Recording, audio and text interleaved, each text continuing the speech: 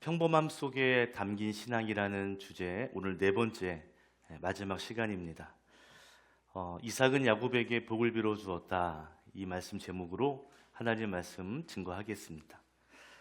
성경에는 평범한 사람들을 사용하시는 하나님의 이야기가 가득 담겨 있습니다. 제가 계속 4주에 걸쳐서 강조하고 있는데요. 내가 평범하냐, 내가 비범하냐, 혹은 내 인생이 평범하냐, 내 인생이 비범하냐는 그렇게 중요하지 않습니다. 왜냐하면 하나님이 평범한 나를 사용하시는 것, 그 자체가 평범한 일이 아니라 비범한 일이기 때문이죠. 하나님께 붙들리는 인생이 세상에서 볼 때는 평범해 보이고 때로는 연약해 보이지만 하나님께 붙들리는 인생이 탁월하고 그리고 비범한 인생인 줄로 믿습니다. 그래서 나와 내 인생이 평범하거나 혹은 그 이하처럼 느껴진다 할지라도 여러분 너무 실망할 필요가 없습니다. 왜냐하면 하나님은 오늘도 평범한 사람들을 사용하셔서 하나님의 놀라운 이야기, 하나님의 놀라운 스토리를 펼쳐가시기 때문입니다. 정말 중요한 것이 있죠. 평범하냐 평범하지 않냐가 아니라 평범한 일상일지라도 우리가 믿음을 지키고 그 속에 영성을 담아내며 살아야 한다는 것입니다. 하나님은 평범한 일상에서 우리가 탁월한 신앙을 사용하기를 원하시는 분이거든요. 여러분의 평범한 일상에 탁월한 신앙이 담겨지기를 그리고 사용되기를 주님의 이름으로 축원합니다. 오늘 성경 이야기, 본문 이야기는 나이가 많은 이삭이 아들 야곱에게 복을 빌어주는 아주 평범한 이야기입니다. 아버지가 죽기 전에 아들에게 축복하는 기도, 그걸 한다는 건 평범한 이야기잖아요.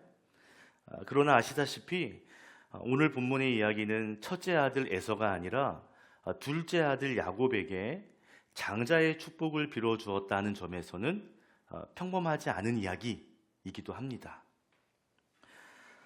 창세기 27장의 내용은 이렇습니다. 이삭이 나이가 많아 늙었어요.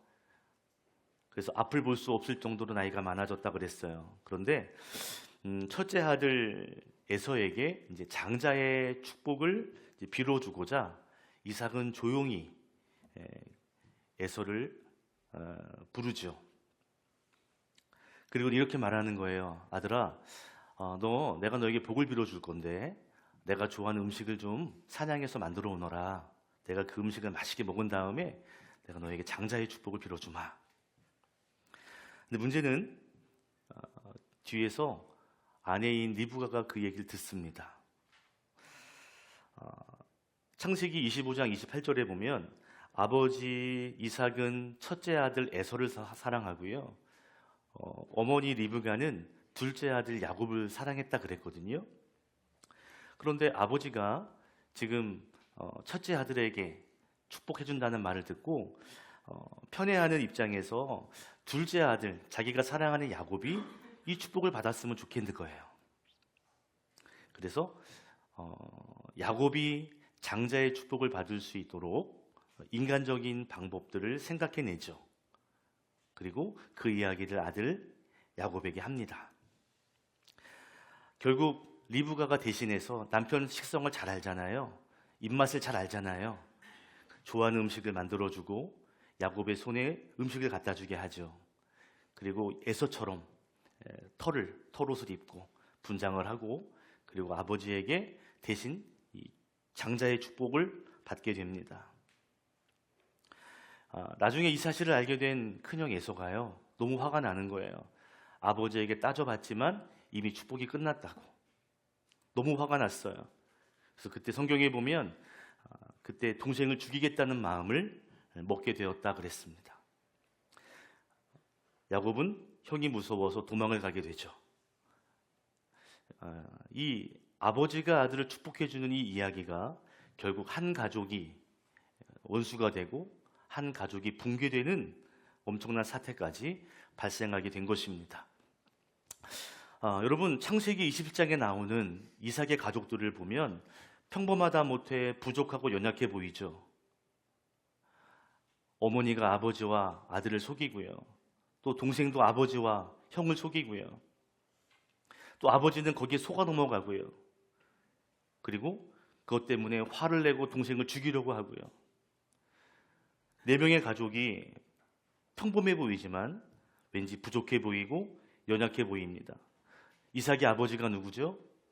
믿음의 조상인 아브라함이에요.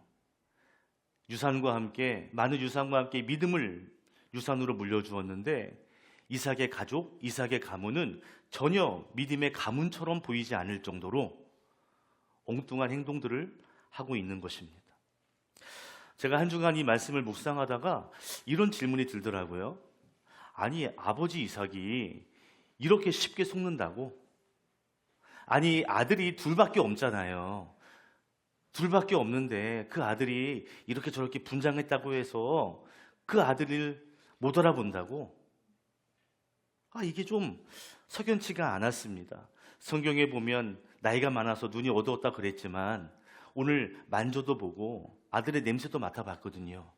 그럼 대충 좀 알지 않을까요? 아버지라면? 그런데 홀랑 속아가지고요. 야곱에게 속아서 에서에게 주어야 할 장자의 축복이 그에게 전해지도록 했다는 것. 참 이게 너무 한심해 보이는 모습이 느껴지더라고요. 이렇게 쉽게 속는다고? 근데 여러분, 진짜 제 안에 드는 질문은 이게 진짜 질문이에요. 야곱이 아버지와 형을 속여서 장자의 축복을 받는 것, 이게 믿음 안에서 합당한 일인가? 이런 생각이 들었어요. 야곱이라는 사람이 정말 믿음의 사람이라면 형도 속이고 아버지도 속여서라도 이 축복을 받아야 했는가? 이게 믿음의 사람의 태도인가? 이런 생각이 드는 거죠. 믿음의 사람이라면 이렇게 행동해도 되는가? 이렇게 살아도 되는가? 아니, 이렇게 산들 하나님이 거기에 복을 주셔도 되는 것인가? 왜 야곱의 거짓을 하나님은 허용하시는 걸까? 이게 또 마음에 질문이 됐어요. 그러면서 이삭이 야곱에게 속아서 복을 빌어주는 이 이야기의 교훈이 뭘까? 한번 고민해 봤습니다. 이런 걸까요? 남을 속여서라도 축복을 받아야 돼. 성경이 그걸 말해주는 걸까요? 하나님의 복 좋은 거니까 막 속여서라도 따내야지, 갈망해야지, 쟁취해야지. 이걸 성경이 말하는 걸까요? 우리는 야곱이 이 장자의 축복을 받은 것에 대해서 인정해 주잖아요. 그래. 근데 여러분, 이 오늘 본문을, 이 교훈은요, 야곱이나 이삭의 입장이 아니라 하나님의 입장에서 바라보아야 진짜 교훈이 무엇인가를 여러분 알 수가 있습니다. 자, 들어보세요. 자, 우리는 오늘 이 이야기가 야곱이 아버지와 형을 속였다고 생각해요. 물론 그 뒤에서 어머니가 쏘싹쏘싹 코치했어요. 그래서 문제라고 생각해요. 어머니도 문제, 둘째 야곱도 문제. 그런데 여러분, 오늘 본문 속에서 진짜 속이는 사람은 누굴까요? 이삭입니다. 왜냐하면 하나님께서 이미 이삭 아버지에게, 야곱이 아니라 이삭에게 자신의 중요한 계획을 먼저 말씀해 주셨거든요. 그 계획이 뭐냐면 형이 동생을 섬기게 될 것이다 라는 것입니다. 우리 함께 읽어볼까요? 시작. 주님께서 그에게 대답하셨다. 두 민족이 너의 태 안에 들어있다. 너의 태 안에 두 백성이 나뉠 것이다. 한 백성이 다른 백성보다 강할 것이다. 형이 동생을 섬길 것이다. 아멘. 사실 리브가는요, 임신하지 못한 여인이었습니다. 이삭과 함께 하나님께 나아가 기도해요. 간절히 기도했습니다. 하나님이요, 기도에 응답하셨어요. 그래서 리브가가 쌍둥이를 임신하게 됩니다. 감사한 일이죠. 근데 문제가 생겨요. 임신한 지 얼마 안 됐는데 이 배 안에서, 태 속에서 이 두 아이가 막 싸우는 거예요. 이 싸우는 게 예사롭지가 않은 거예요. 이게 뭔 일이야? 남편에게 이야기했더니, 그래, 주신 이가 하나님이시니 하나님에게 다시 물어보자. 하나님, 이거 왜 이런 겁니까? 그때 하나님 말씀하신 게 이 말씀이에요. 너희 태 안에 두 아이가 있고 두 민족이 있는데 두 백성은 나뉠 것이고 다른 한 백성이 또 다른 한 백성보다 강할 텐데, 그것이 뭐냐면 형이 동생을 섬기게 되는, 형의 민족이 동생의 민족을 섬기게 되는 일을 내가 그 일을 계획했어 라고 하나님 말씀하셨습니다. 하나님 자신의 계획은 동생 야곱이 장자의 축복을 받아서 하나님은 그를 장자처럼 사용하기를 원하셨던 것이죠. 동생이 형보다 조금 더 복을 받고 조금 더 강하게 되어서 그래서 어떤 일들을 하시려는 하나님의 계획이 있었던 거예요. 형이 동생을 섬기게 된다라는 말은 하나님의 선택이 야곱에게 있었음을 명확하게 선언하는 그런 말씀이었습니다. 그런데 처음에는 인정했던 이삭이 나이가 많아지니까 생각이 달라지는 거죠. 성경에 보면 이삭은 에서를 더 사랑했다 그랬거든요. 뿐만 아니라 당시 고대 근동 사회는 장자 중심의 사회였습니다.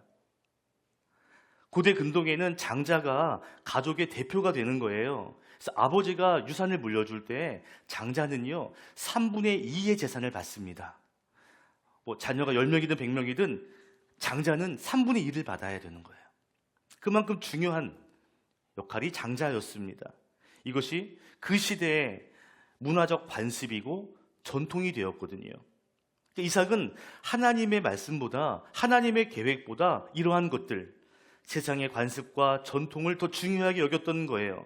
그래서 하나님의 말씀을 기억하지 않고 자기의 방식으로 장자의 축복을 장자인 에서에게 주려고 했던 것이죠. 하나님의 말씀을 들었지만 그 의미도 알았지만 그는 은밀하게 큰아들 에서에게 장자의 축복을 주려고 시도했던 것입니다. 이런 태도는 하나님의 뜻을 어기는 행동이었습니다. 하나님의 말씀 듣고 하나님이 복 주셔서 주신 아들이지만 하나님이 어떤 계획인지도 분명히 알고 있지만 그런데 어느 때가 되면 그런 것들을 무시하는, 그리고 자기의 생각과 자기의 계획을 더 앞장세우는 이런 모습이 이삭의 모습인 거죠. 그리고 이 모습은 어쩌면 우리들의 모습이기도 합니다. 하나님을 예배하고 하나님 말씀을 묵상하는 우리들이지만 때로는 내 감정이, 때로는 세상의 관습이, 세상의 문화가, 세상에서 말하는 여러 가지 이야기들이, 세상의 거대 담론이 더 크게 느껴지는 거예요. 그렇게 살아간다면 우리는 오늘 본문의 이삭과 너무나 흡사한 삶을 살고 있는 것입니다. 여러분, 우리는 하나님의 뜻을 모르지 않아요. 이렇게 하면 하나님 기뻐하신다, 이 일은 하면 싫어하신다 분별할 수 있습니다. 문제는 뭐죠? 하나님의 뜻보다 다른 것들을 크게 여기는 실수를 범하게 되는 거예요. 내가 더 중요하고 내 생각이 더 중요하고 내 계획이 중요하다 보니까 하나님의 뜻을 뒤로 하고 내 뜻대로 사는 것이죠. 이게 문제인 겁니다. 근데 중요한 것은요, 이렇게 이삭이 자기의 계획과 자기의 뜻대로 살아가려고 했지만 그럼에도 불구하고 오늘 나누고 싶은 교훈이 이겁니다. 하나님은 그의 연약함을 넘어서 하나님의 역사는 멈추지 않는다라는 것입니다. 여러분, 우리의 삶은 거창한 믿음의 영웅담보다 그냥 작은 실수를 하게 되는, 작은 실수가 가득 찬 평범한 일상입니다. 우리는 너무 쉽게 속단하고 우리는 자주 흔들립니다. 매번 실수하고 때로는 내 감정과 내 욕심 때문에 옳지 않은 선택을 매번 하게 됩니다. 그래서 이삭의 가정처럼 우리의 가정, 우리의 교회, 우리의 일상, 우리의 일터는 항상 갈등이 있는 것 같아요. 왜? 우리의 연약함 때문이죠. 평범하다고 말하는 우리의 인생, 어쩌면 연약함이 가득 차 있는 인생이라고도 할 수 있습니다. 그런데 놀랍게도 평범함과 연약함이 가득 나타나는 그 순간순간마다 하나님의 계획과 하나님의 역사, 하나님의 일하심은 계속된다는 것입니다. 멈춰지지 않는다는 것이죠. 하나님의 역사, 계획과 일하심은 멈추지 않아요. 처음에 계획했던 그 일들이 나를 통해 멈춰지지 않는다는 것이죠. 우리가 실수할 때가 있지만 하나님은 그런 가운데도 일하신다는 것입니다. 오늘 성경은요, 믿음의 가문인 이삭의 가족들이 얼마나 연약한가를 보여주고 있죠. 더불어서 그럼에도 불구하고 하나님의 계획과 일하심은 그들 때문에 멈추지 않는다라는 것도 보여주고 있습니다. 오늘 본문의 이야기가 아버지를 속이는 야곱의 이야기, 보이지만 한편으로는 하나님의 계획을 바로잡아 가시는 이야기라고도 할 수가 있는 것이죠. 표면적으로는 이런 거잖아요. 이삭이 영적으로 둔감해서 둘째 야곱에게 장자의 축복을 빌어주는 마치 실수처럼 보여지지만 실상은 하나님은 결코 실수하지 않는다. 우리가 연약해도, 우리가 부족해도, 우리가 실수해도 하나님의 계획은 여전히 진행된다 라는 것을 우리에게 보여주고 있는 것입니다. 이삭은 하나님을 속이려고 했어요. 그런데 하나님은 속지 않으셨습니다. 이삭은 세상의 방식으로 살아도 될 것이라고 생각했습니다. 그러나 하나님은 하나님의 이야기가 평범한 이삭의 삶에서 이루어지도록 역사하셨습니다. 그러므로 여러분, 평범한 일상 속에서 우리가 넘어지고 실수하고 연약하고 때로는 많이 흔들릴지라도 기억해야 할 것은 하나님은 우리의 연약함을 뚫고 우리의 실수 위에서도 하나님의 역사를 이루어 가시는 분이라는 것을 믿고 바라봐야 할 줄로 믿습니다. 나를 보는 것이 아니에요. 내가 실수하지만 하나님이 일하시면 그것보다 더 크다는 것을 기억하고 하나님을 바라보시는 여러분 되시기를 축복합니다. 그래서 하나님의 역사가 여러분의 실수 위에서도 멈추지 않고 그대로 이루어지기를 주님의 이름으로 축원합니다. 축복합니다. 아멘. 이삭은 둘째 야곱에게 속아서 장자의 축복을 빌어주고 있어요. 그러나 실상은 이삭이 하나님을 속이려 했던 것이었고 하나님의 계획은 예전처럼 처음처럼 그대로 진행되고 있습니다. 자, 그런데 여러분, 한 가지 더 질문을 해볼게요. 오늘 이 가족의 이 복을 빌어주는 축복의 이야기에서 억울한 사람이 있다면 누굴까요? 억울한 사람. 에서. 왜? 맞아요. 장자의 축복을 빼앗긴 것 억울하죠. 그런데 더 억울한 점이 있습니다. 이런 거예요. 아니, 자기는 태어나기 전부터 어머니 뱃속에 있을 때부터 동생을 섬겨야 한다? 태어나기 전부터 이런 운명이었다고? 이런 말도 안 되는 코스프레가 어디 있어요? 내가 뭘 잘못했는데 뱃속에서? 왜 내가 다른 사람들 다 장자의 복을 받는데 왜 나는 못 받아야 돼? 내가 장자인데 왜 태어나면서부터 하나님은 그런 계획을 가지셔야 됐냐고요? 옆집에다 하면 되지. 왜 나냐고요?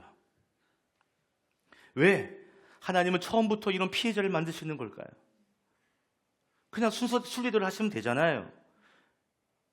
왜요?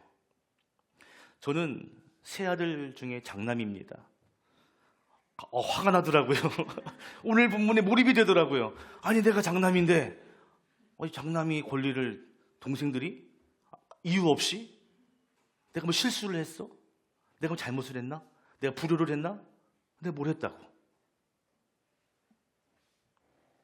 근데 여러분, 성경은요, 오늘 본문을 피해자와 가해자 구조로 이 사건을 해석하지 않습니다. 오히려 이런 구조를 가지고 해석해요. 영적인 가치를 중요하게 여기는 사람과 영적인 가치를 중요하게 여기지 않은 사람으로 구분하고 있습니다. 우리 창세기 25장 34절을 읽어보겠습니다. 시작.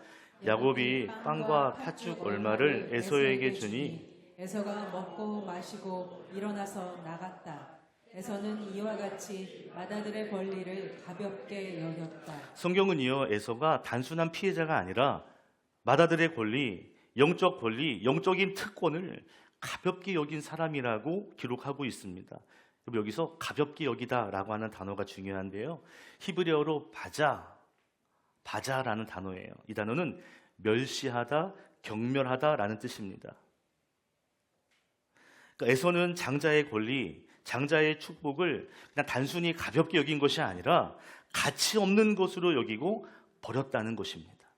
경멸하다는 말은요, 깔본다는 거예요. 하찮게 여긴다는 겁니다. 그러니까 에서는 하나님이 주신 장자의 권리를 처음부터 가치 없게 여겼다는 거죠.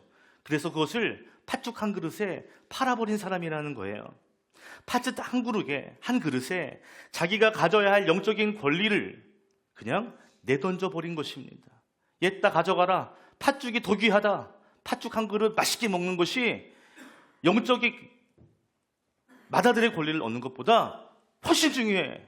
이게 훨씬 실리적인 거야. 에이, 맏아들의 권리가 뭐가 중요해? 맏아들의 축복이 뭐가 중요해? 아이, 뭐잖아. 장자의 권리와 축복은 아무 의미가 없는 거야. 완전히 무시한 사건이 팥죽 사건이었던 거예요. 여러분, 히브리서 기자는 이 에서의 팥죽 사건을 더욱 강력하게 비판합니다.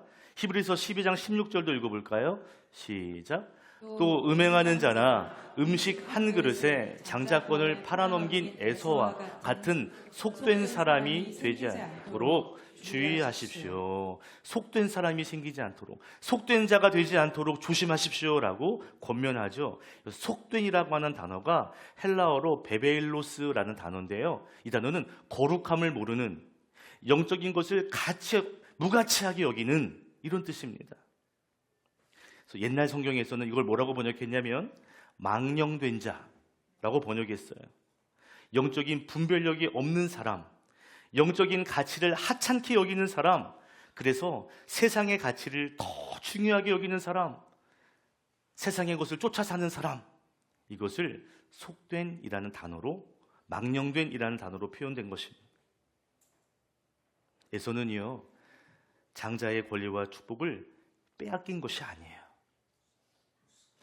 가치 없게 여기고 우습게 여기고, 그래서 포기해버린 것입니다. 던져버린 것입니다. 에서가 영적인 것을 정말 가치 없게 여기는 사람이었다는 것을 보여주는 또 한 번의 사건이 있습니다.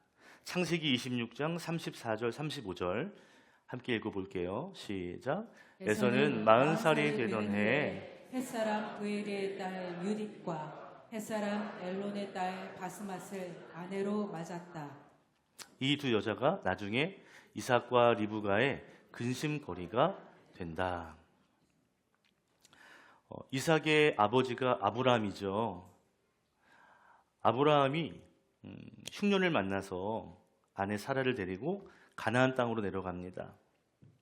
여러 가지 일들이 있었는데요. 그런데 이제 며느리를 맞이하게 될 때, 이삭의 아내를 찾아야 될 때에는 가나안 땅에서 찾지 않았습니다. 멀 나라인 하란이라는 곳, 믿음의 사람들이 살고 있는 곳으로 자기가 신뢰하는 늙은 종을 보내요.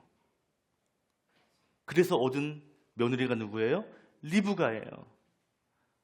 여러분, 여기서 말하는 햇사람 두 명이 나오는데, 여자 이름이 나오는데, 이 햇사람이란 뜻은 가나안 민족 중에 있는 햇사람이에요. 그러니까 가나안 사람입니다. 아버지 아브라함은 가나안 땅에 살았지만 가나안 여인을 며느리로 맞이하지 않았거든요. 그런데 이삭의 아들 에서는요, 그런 거 신경 쓰지 않는 거예요. 믿음의 사람 만나는 게 뭐가 중요해? 이쁘면 되지. 이뻐야지. 여전히 이뻐야 돼. 가문이 중요하지. 직업이 중요하지. 성격이 중요하지. 영적인 것은 하나도 생각하지 않고 가나안 땅에서 한 명도 아니고 두 명의 여인을 얻어서 결혼했어요. 오늘 35절에 보니까 아버지 이삭과 리브가의 근심거리가 되었다고 말합니다. 어떻게 이런 아내를 얻었지? 믿음의 충돌이 일어나는, 근심이 생기는 일이 벌어지게 된 거죠. 여러분, 이 팥죽 사건과 에서의 결혼 사건은요, 에서가 얼마나 영적인 것에는 관심이 없는 사람인가를 다시 한번 우리에게 보여주고 있습니다. 오늘 여러분과 나누고 싶은 두 번째 교훈이 있어요. 그것은 일상에서 영적 가치를 우선하는 삶, 영적인 가치를 사모하는 삶, 그러한 삶을 살라는 것입니다.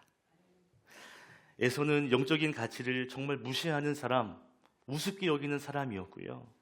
반면에 그의 동생 야곱은요, 비록 형을 속이는, 엄마 말만 쫄쫄쫄 따라다니는 성숙함이 없는 사람이었지만, 그런데 하나님의 복을, 영적인 것을 정말 귀하게 여기는 사람이었어요. 하나님은 그런 사람을 통해 일하시는 줄 믿습니다. 오늘 이삭이 야곱에게 속아서 장자의 축복을 빌어주는 이야기는 영적인 가치를 우선하는 삶을 살아야 한다는 것을 우리에게 보여주고 있는 것이죠. 그렇다면 여러분, 영적인 것을 가치 있게 여기는 삶이 뭘까요? 예배하는 것만 쫓아다니고 기도 한 10시간씩 하고 막 그래야 되는 건가요? 영적 가치를 우선하는 삶이 뭘까요? 전 이거라고 생각해요. 하나님이 내 인생의 주인이시다는 걸 확실히 믿는 사람. 그래서 하나님께 내 인생을 철저하게 맡기는 삶. 그리고 하나님이 부족한 나지만 나를 통해 놀라운 일을 하실 수 있다는 것을 믿는 삶. 이 삶이 영적 가치를 우선하는 삶인 줄로 믿습니다. 평범한 인생이지만 영적인 것에 우선순위를 두는 믿음의 성도가 되시기를 주님의 이름으로 축복합니다. 오늘 설교를 어떻게 마무리할까 고민하다가 가을에 어울리는 한 편의 시로 마무리해야 되겠다. 우리가 수준이 있는 교회이기 때문에 한 편의 시로 마무리를 해보겠습니다.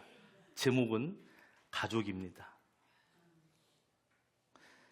우리 집 가족이라곤 1989년 나와 아내와 장모님과 조카딸 모경진 뿐입니다. 카톡. 나는 나대로 원고료를 벌고 아내는 찻집 귀촌을 경영하고 조카딸 영진이는 한복 제작으로 돈을 벌고 장모님은 나이 80인데도 정정하시고 하나님이시여 우리 가족에 복을 내려 주옵소서. 아멘이에요. 신데. 제가 좋아하는 천상병 시인의 가족이라는 시입니다. 여러분, 이 시를 딱 처음 접했을 때 어떤 느낌이 드세요? 전 이런 느낌이 들었어요. 이게 시인가? 이게 무슨 시야? 시라고 하기에는 너무 오디너리, 평범해 보이는데 여러분, 이 청상병 시인이 쓴 시들이 대부분 이렇거든요. 예를 들면 그 시 다른 시 가운데 시 제목이 내 전화번호예요. 내 전화번호. 이런 거예요.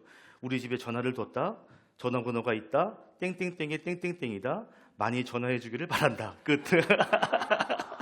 이게 시예요, 시. 이게 무슨 시야? 전화가 났는데, 전화가 생겼는데 우리 집 전화번호는 떼떼떼다. 전화해 주기를 바란다. 이게 무슨 시예요? 나도 이런 시는 쓸 수 있을 것 같아요. 저는 이 청상병 시인을 오디너리 시인, 평범한 시인이라고 부르고 싶어요. 멋들어진 표현이나 우리의 눈시울을 적시는 감성적인 문구는 아무것도 없죠. 그냥 헛웃음 나는 시에 불과합니다. 그런데 여러분, 이 청상병 시인의 인생을 들여다보면 여러분, 이 시는 평범하지 않습니다. 1937년 이 시인이 일본에서 태어납니다. 그리고 광복을 맞이했을 때 이제 한국으로 들어오게 돼요. 고등학교를 다니는데요. 고등학교를 다닐 때부터 이 탁월함이 있었어요. 시를 써서 내면 등단계 막 상을 받는 거예요. 예, 실력이 있었죠. 이 사람이 서울대 입학합니다. 그리고 거기에서 문학을 하게 되고요. 서울대 놀라지도 않으시네. 서울에 있는 대학이 아니라 서울대예요. 고등학교 때부터 시를 썼고요. 서울대에서 공부했던 사람입니다. 그런데 1967년 그의 나이가 37세가 되는 해, 유명한 동백림 사건이라는 이 사건에 연루가 되어서 그의 인생 최악의 사건을 겪게 됩니다. 무슨 사건이냐면 간단하게 말씀드리면 이때가 독일이 동독과 서독으로 나눠져 있을 때예요. 그때 동독이죠. 간첩과 이렇게 연결된 사람이다라고 오해를 받는 거예요. 지인 중에 그렇게 그런 사람이 있었나 봐요. 간첩이라고 오해를 받아가지고 감옥에 끌려가서 옥고를 치릅니다. 문제는 이때 모진 고문을 받아요. 이분은 간첩이 아니에요. 근데 오해를 받고 심한 고문을 당하는데요. 얼마나 심한지 아주 심한 전기 고문을 당하게 되고 이때 치아를 잃게 되고 말을 더듬게 되고 정신 착란 증상이 생길 정도로 나중에는 정신병원에 입원하게 되는 그런 일까지 발생하게 됩니다. 똑똑했던 그의 인생, 하루아침에 자신의 인생을 도둑맞았다고 할 정도로 큰 사건을 만나게 되었죠. 그 인생을 보면 평범하다라는 말이 오히려 어울리지 않을 정도로 그의 인생은 고됐습니다. 세상이 볼 때 가난하고 비참하고 초라한 인생을 살아가는, 결국 옥고를 치른 다음에 아무 일도 할 수 없는 거예요. 몸이 안 되니까요. 그런데 그가 늘 고백하는 말이 있습니다. 나의 삶은 평범하고 나는 행복했다. 행복하다. 그가 63세에 간경화로 쓰러져 죽기까지 여러 시집을 냈습니다. 그 가운데 가장 유명한 시 한 편이 있는데 그 시의 제목이 귀천입니다. 돌아갈 귀, 귀향할 귀, 하늘천. 하늘로 돌아가겠다. 귀천이라는 이 시는 그가 이 세상을 어떤 관점으로 살았는지를 느끼게 해줍니다. 저는 귀천의 마지막 구절을 참 좋아합니다. 왜냐하면 이 시인이 영적인 것, 하나님 나라와 하나님의 통치에 가치를 두고 살았다는 것을 느낄 수 있기 때문이에요. 귀천이라는 마지막 부분 같이 한번 읽겠습니다. 시작. 나 하늘로 돌아가리라. 아름다운 이 세상 소풍 끝내는 날 가서 아름다웠다고 말하리라. 천상병 시인은 이 세상의 삶을 소풍이라고 말합니다. 그리고 아름다운 세상이라고 말해요. 자기가 당한 인생에 큰 사건이 있었음에도 불구하고 평범하다고 말하고 아름답다고 말합니다. 여러분, 소풍이라고 말하잖아요. 여러분, 소풍 가보셨죠? 소풍은 하루 몇 시간 가는 거예요. 또는 며칠 가는 거예요. 소풍은 자기 인생의 진짜 인생이 아니죠. 삶이 진짜가 있지만 잠깐 바람 쐬러 가는 잠깐의 삶이에요. 진짜의 삶은 소풍이 아니라 현실의 삶이죠. 소풍은 잠시 즐기다 오는 여행일 뿐입니다. 그는 이 세상이 영원하지 않아 잠시 왔다 가는 소풍에 불과해. 그러면서 이 세상을 살아가는 그의 가치는 뭐냐면 잠시 왔다 가는 이 세상 소풍처럼 살다 간다는 거죠.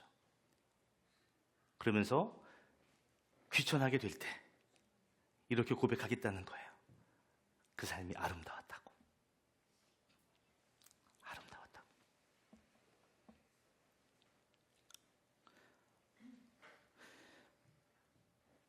몸이 망가지고 정신도 혼미해지고 63세까지 약 30년 동안 그렇게 살았지만 이 세상은 아름다운 세상이라고, 잠시 왔다 가는 소풍에 불과하다고, 영원한 하나님 나라, 나는 그 하나님 나라로 돌아갈 거라고, 이렇게 고백하는 시예요.